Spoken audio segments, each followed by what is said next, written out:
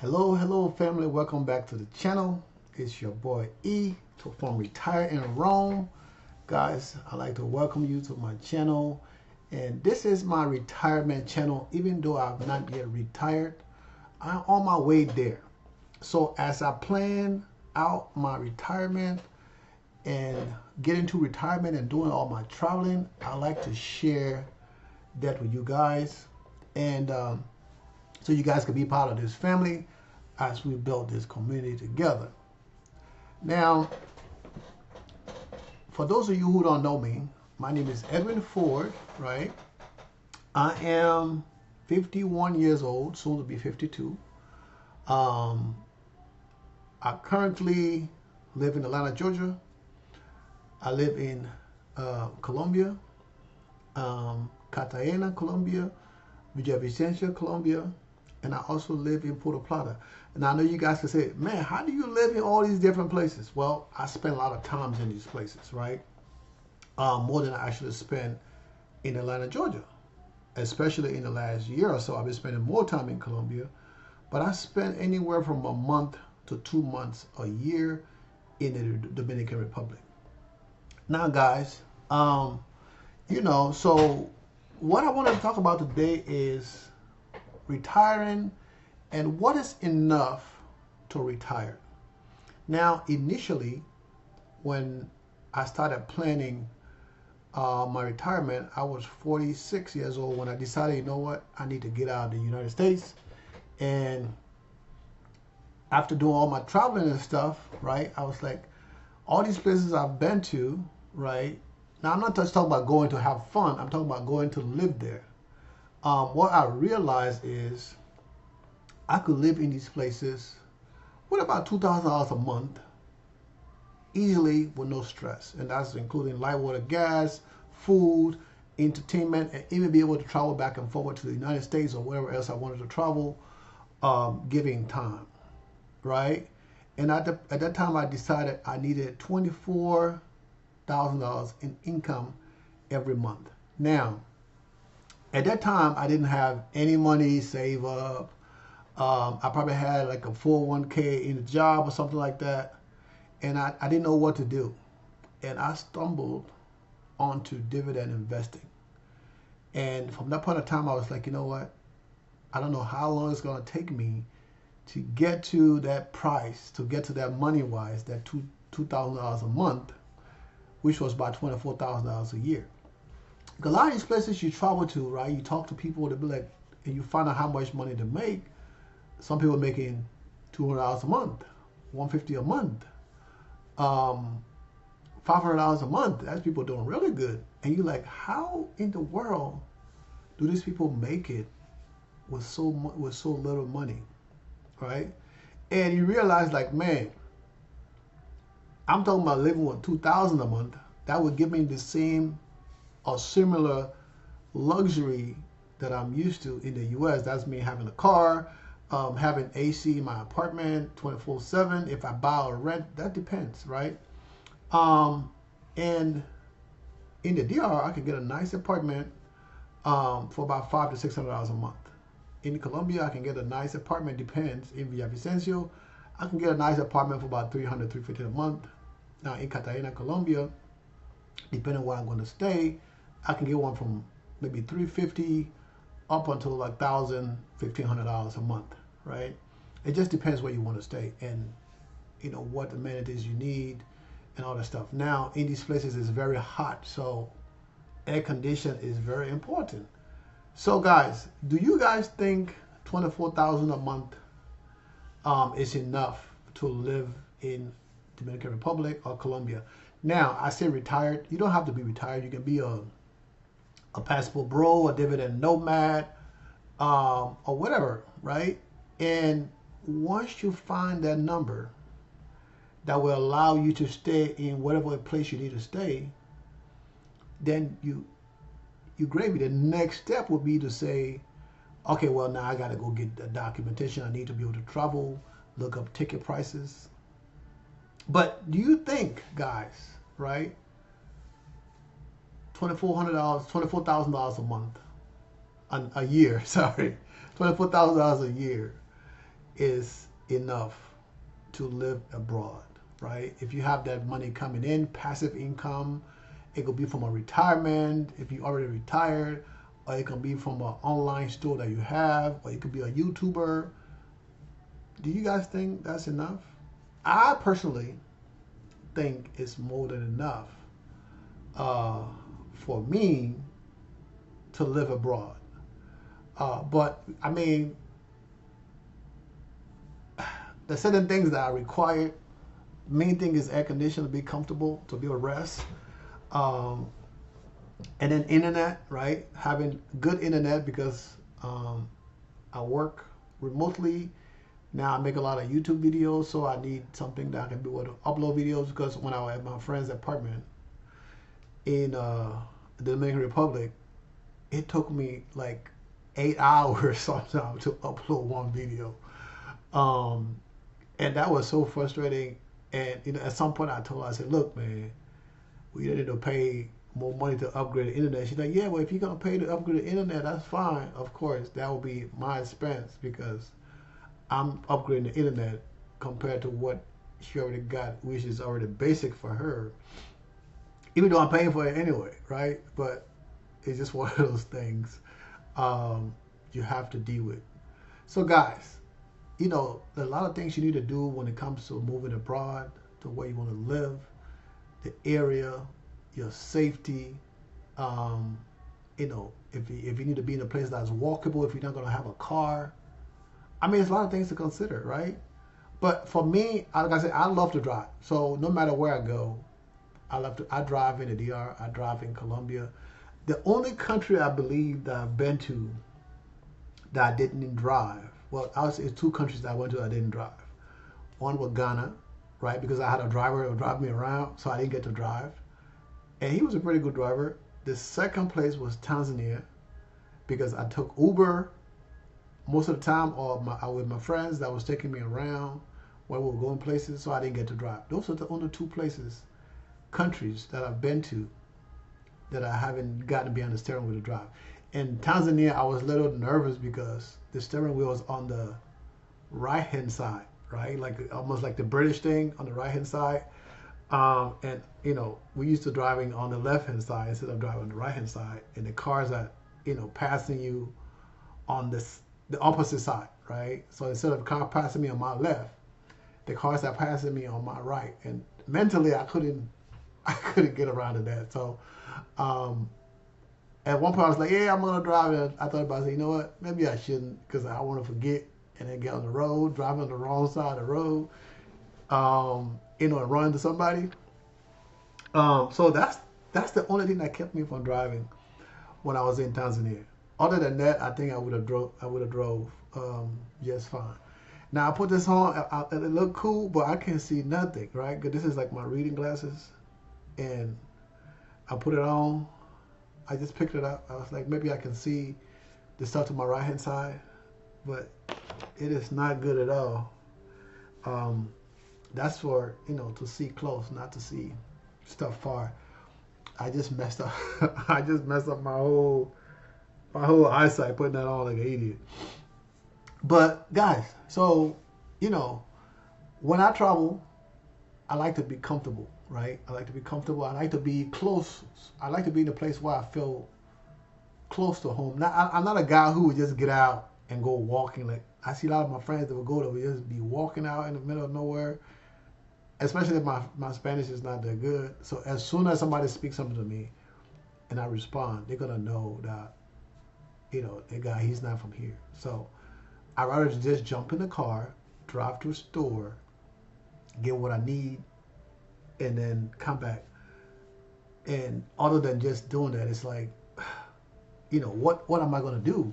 So the last time I traveled to the DR, I had a car, and in San Domingo, and I drove everywhere in San Domingo. I even drove from San Domingo to Punta Cana because I went there to look at properties that I was considering buying.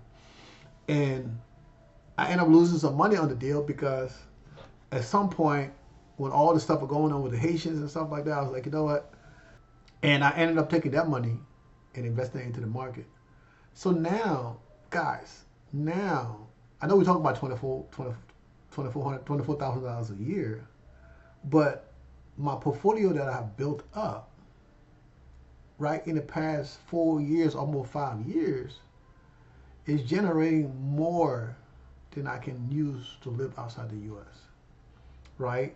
To where now it have me considering, instead of just living outside the U.S. 100% of the time, I might have to split my time between the U.S. and there's other places that I go, right? So maybe I'll spend 3 months out the year here, and then the other, 9 months out the year, I would spend it outside the U.S. But, when you're planning your future, there's a lot of things to look forward to. And now that it's possible for me to live outside the U.S., there's so many things that I didn't consider in the beginning, right? Like, for one, what I'm going to do with my house.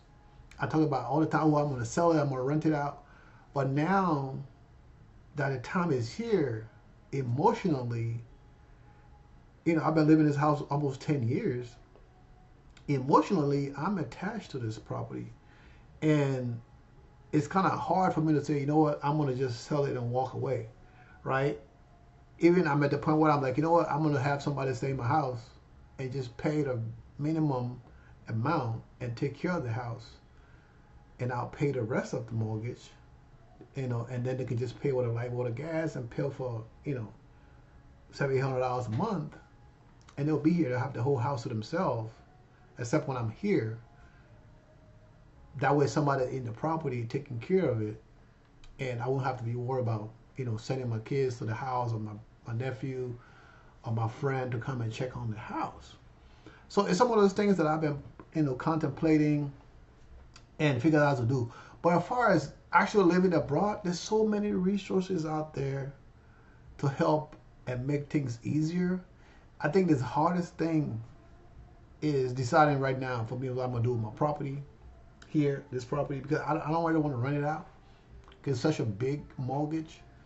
To rent it out, $4,000, $5,000 a month. I don't know a lot of people that can pay for $5,000 a month.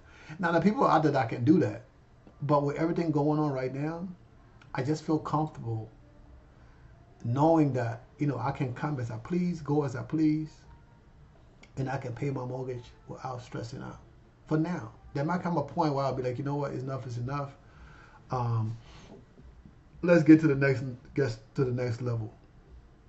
Because I've been planning for this for years, right? Almost 5 years, right? Waiting for the day that I will get to that amount.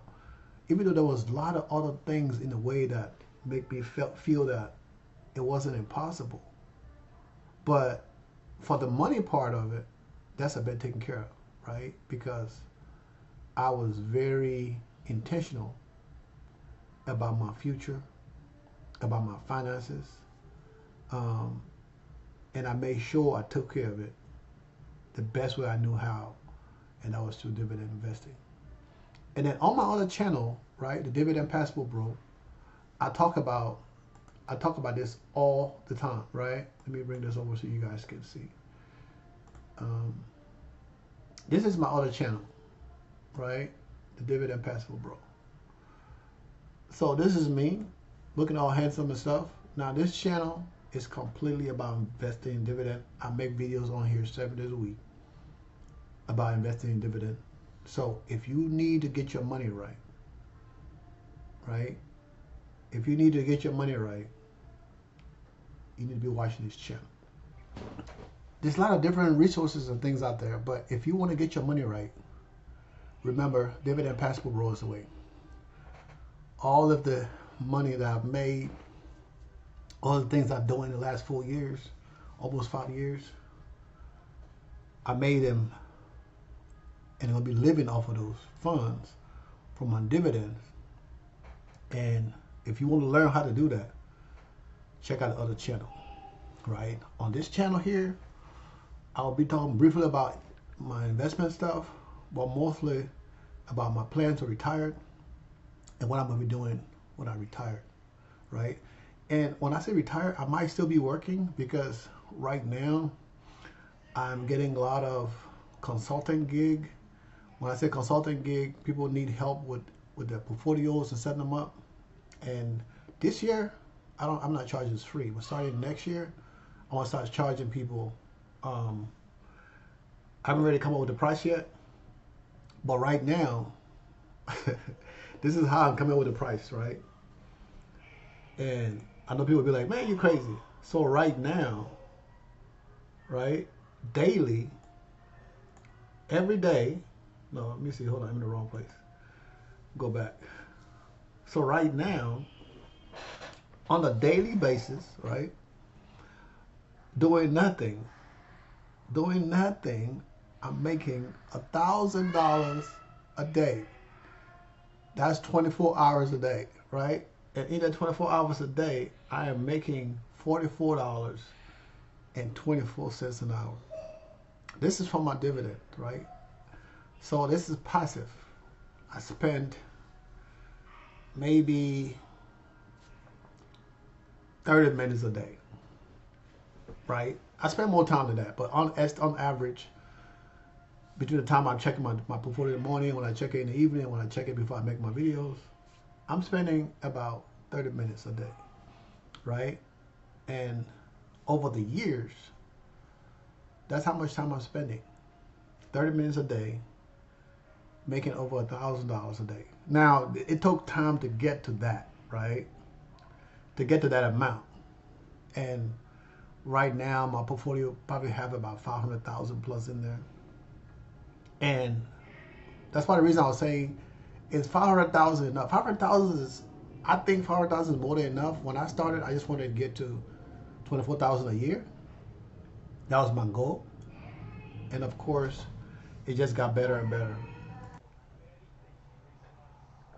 All right, guys. So I had to step away for a little bit. Take care of my little princess with her mom on the phone.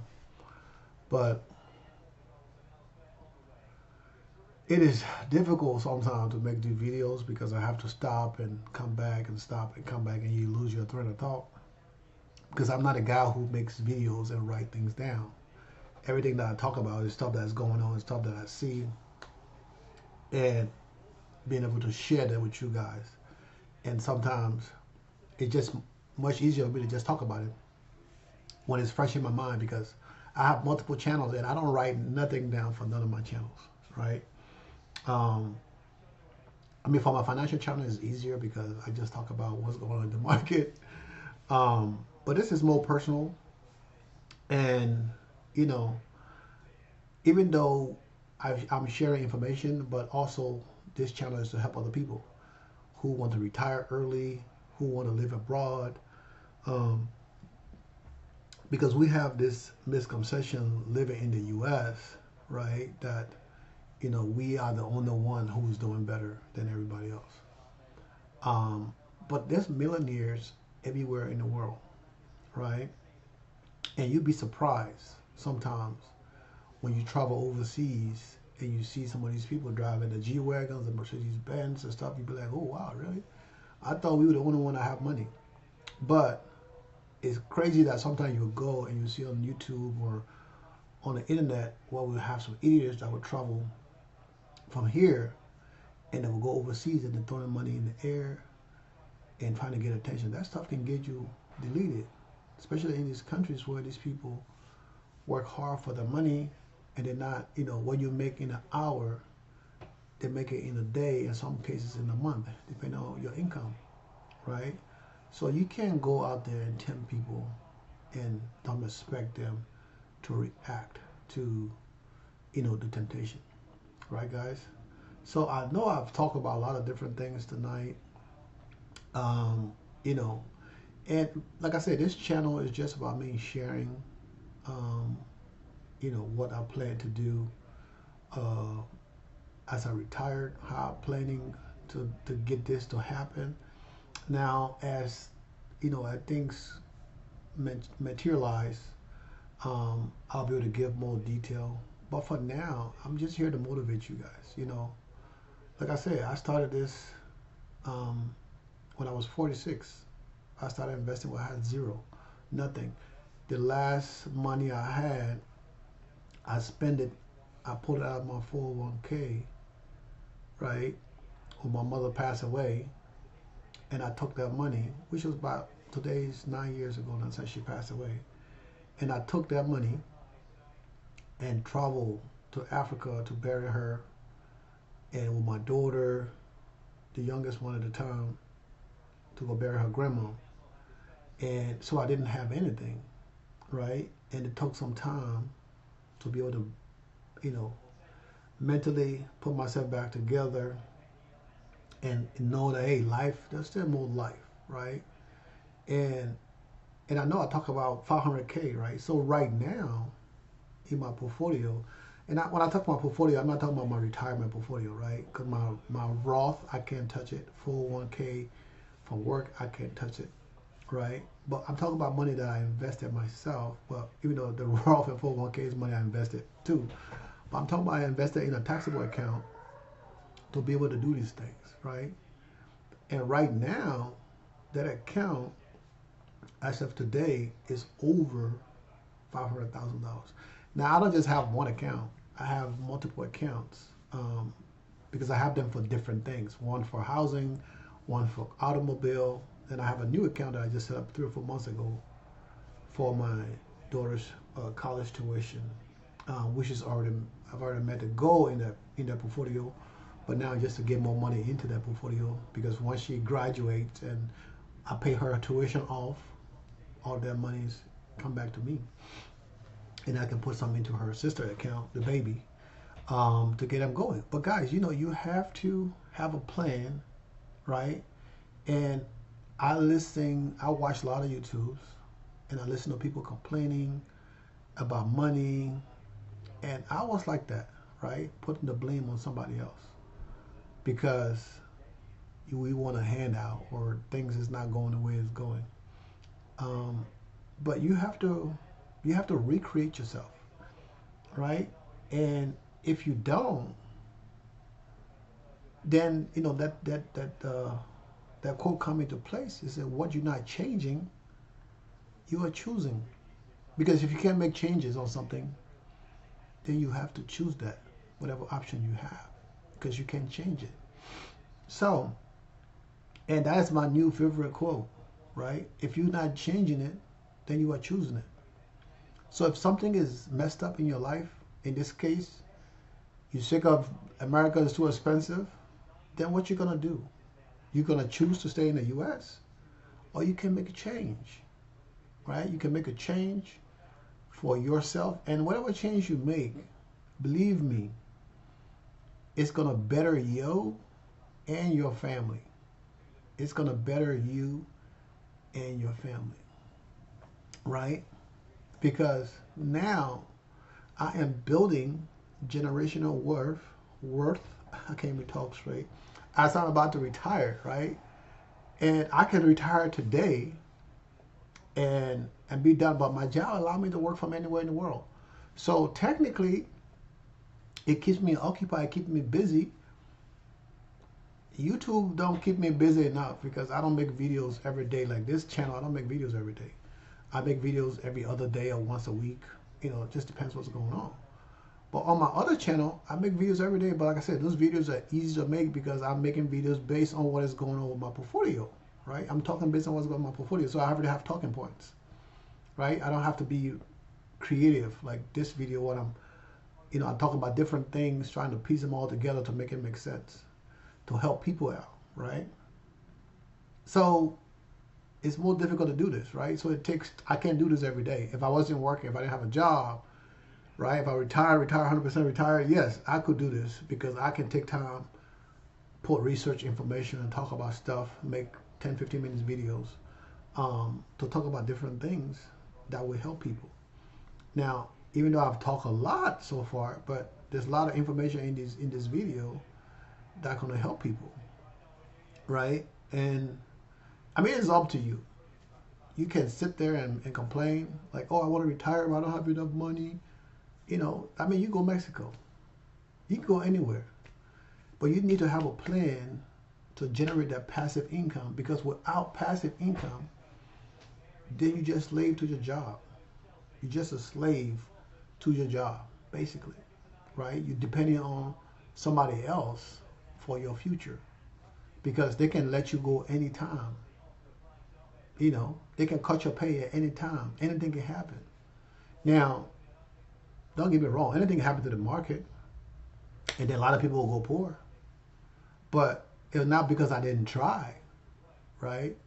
We're gonna have a lot of poor people if something happens to the market in the world. A lot of rich people are gonna be poor because a lot of rich people put their money in the market. Okay, look at Elon Musk, right? All of his riches is in the market on all these different things he's buying. He's buying them with stocks and stock options and different things that he's using to buy. He's not paying cash. He's selling, buying all these things with stock options from his other company that he's taking, and he's not even paying no taxes on those things. That's how the rich get richer, and we poor people stay poor. I said we because I'm still a middle class person, even though God willing, I will soon be a millionaire, right? But this is something that I wanted to do when I was in my 30s. Now that it's going to happen when I'm in my 50s. 20 years past the mark, but it still happened, and it's happened more so when I got more intentional about my destination, right? My future, where I was going, how I'm going to get there, and that's what you got to do. Okay, so I mean, I know I'm yapping a lot, which I tend to do when I get on the road. I've been stopped multiple times today because my daughter yelling, her mom yelling, and I gotta go see what's wrong with them. But this is what this channel is about, right? I know I talk about this all the time. This is what this channel is about. And maybe once a month, what I'm gonna do is I'm gonna pull up my tracker and just have a conversation on this channel about my income, my dividend, and all that stuff, right? I can pull up the tracker and just talk over the tracker. I don't have to show you guys my portfolio. If you want to see my portfolio, check out the other channel. But once a month, I can do that, right? And of course, last month's already passed. So starting from January, once a month, I'm gonna make a video about my portfolio. So I don't know if I need to do like last month, this month, but at the end of the month, because I track everything, so at the end of the month, right, I'll probably do December in January because that the month would have passed, right? So I can track because I just started tracking all of my income, even though I have a tracker, but I don't usually track what's come in because sometimes the tracker will be off a little bit. So I don't really track what's come in, but I just started tracking that. So it will be easier for me to do that, have those all tracked, and then by the end of the month, depending on what I do that. And then maybe the same day I do the last video on my other channel, it'll be the same day I'll do the video on this channel for my dividend income and dividend growth, which will be when I retire. That will be the portfolio I'll be talking about annually every month, right, to see how much my retirement budget went. And this is not my, like I said, this is not a Roth. This is not my 401k. This is money that I invested into the market that's paying me back dividend. I'm drinking some coconut water. Okay, guys. So we're already about to hit 30 minutes. I know I've stopped this video a couple of times, so I hopefully this video is going to help somebody. Guys, subscribe to the channel, like and share the content. This is a new channel per se. Guys, just start putting content on this channel. I have other content on this channel, but I just start putting these content on the channel. And at some point, maybe I need to, put the other old videos, right? The rain noise video, ocean noise video. I couldn't monetize the channel, so that's why I stopped making those videos. But it was something that I enjoyed doing, and I actually still paying for the sound, the audio stuff. I'm still paying for that, so maybe I get to use that in some of my upcoming videos. But this is a new channel, right? So, like I said, I talk about everything on this channel. I talk about my friend that got drugged. I talk about my retirement journey, There's more I talk about here, and making sure investing and stuff like that, but not as detailed as I talk about my other portfolio. Okay, guys, so stay blessed, and we're gonna chop it up again later. Peace out.